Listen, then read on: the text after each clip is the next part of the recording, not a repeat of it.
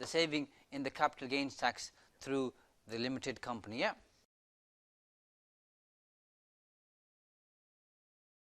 At the moment, who has a property portfolio in their own name? Quite a few people. Should we? We've already picked on you. Who's not? Did you have your hand up, Robert? Yes, sir. Your good name is? Chris. Hi, Chris. Hi, Chris. We were kind of in sync, Chris, but yeah, we'll let it go this time. How many properties do you have? You can make up the number, by the way. I've got three. So Chris says he's got 30 properties. Okay, fine. And how much did Chris pay for each property, Diane? He's had them for 30 years, he says. So how much did he pay for each property on average? 3,000. Okay, so you said, so Chris, you got 30 properties, you had it for 30,000, okay? Sorry, for 30 years, and Diane says you paid £10,000 each for them, okay?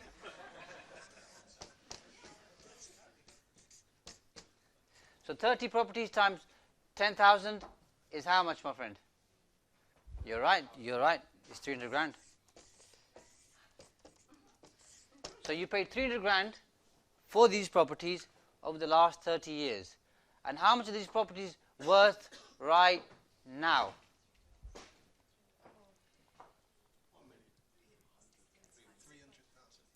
100,000 each, you said? Okay, good. So 100,000 times 30, 3 million. So if our friend over here sells these properties, how much capital gains tax is he going to pay? So we're going to assume Chris is a higher rate taxpayer. So he's made a gain of 2.7 million. Yeah. And he's going to pay 28% tax on that, okay? Which is quite a bit of money. And Chris, do you have the properties in your own name or your name and somebody else? My name and somebody else. Okay, so if Chris has the properties just in his own name, which is the scenario over here with Nadia, and then all of a sudden decides, I am going to form a partnership with somebody else, usually husband or wife or civil partner, and then we're going to run this company or partnership, but I say company, I mean a limited liability partnership, for 2 or 3 years, and then we're going to incorporate, okay, you're going to have problems, Nadia, because HMRC will say the only reason you had this step in between here was because land tax, and you're going to struggle to disprove them, yeah? So well, no, you can do this. You can do this. It's not been tested yet, but you need to have enough evidence that having a partnership was not a contrived step to save the stamp duty land tax, and that's going to be pretty difficult to prove. Yeah. Your other option is you can have an LLP, and you can move the properties into the LLP, or if you have an LLP or a partnership, and you might not know the answer, but if you have a business, whether it's a sole trader, partnership or an LLP, you can introduce capital to the business. Yeah? So if you're a company director, you loan money to your limited company. If you own the business, i.e. sole trader, partnership or a limited company, you can introduce capital. So you can have your own car mark and say, I've introduced my car to the business. That would be your capital introduced. You can draw down on that at some point in the future. Okay, so what you could do is introduce your properties into the limited liability partnership. Yeah. So Nadia, this is Chris with his 30 properties. This is his limited liability partnership, and Chris introduces these properties to the LLP. And then What do you mean by introduce? he says this is my capital, okay? Oh, I see. Yeah. So Fine, I've fine, introduced them, okay? Yeah. So now this sits on Chris's capital account, okay? As money invested by him or assets invested by him. Let's call it money invested. We're going to keep it simple, okay? Money invested by him into the LLP. Yep. And the LLP makes profit. Now, Chris can incorporate at some point in the future. We think that could be a dangerous step, okay? That might cause you problems, Chris, yeah? But if you could incorporate, when Chris incorporates, and how much are his properties worth when he incorporates, Mark? £3 million, okay? Limited company. And 6 months later, he wants to sell half his properties. How much is each property worth? You don't know.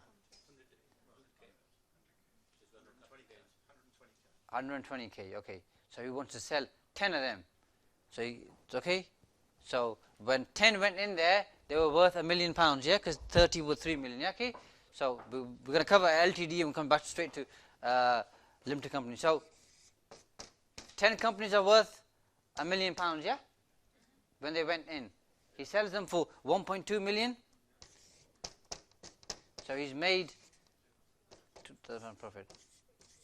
And the company would pay corporation tax on that. If Chris did not incorporate and sold his properties for 1.2 million pounds, how much did he buy them for? Do you remember? Yeah, 10 grand each, didn't he? Okay. Gave him 100 grand. 1.2 million minus 100 grand, he'd have to pay capital gains tax on 1.1 million, okay? That's the real big benefit of incorporating, yeah? You can save a lot of capital gains tax. If you have property in your own name and you incorporate straight away and you demonstrate to HMRC that you have a business, you don't pay capital gains tax because you claim Section 162 incorporation relief, but you've got the stamp duty problem. Stamp duty. When a partnership incorporates, no stamp duty, land tax to pay, yeah?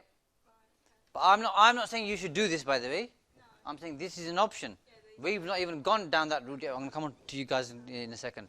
We've not even gone down there, that route. I'm just saying, if Chris were to be a partnership right now, and let's assume, because he's always been a partnership, if he were to incorporate, what's the real big benefit? And the real big benefit is the saving in the capital gains tax through the limited company, yeah?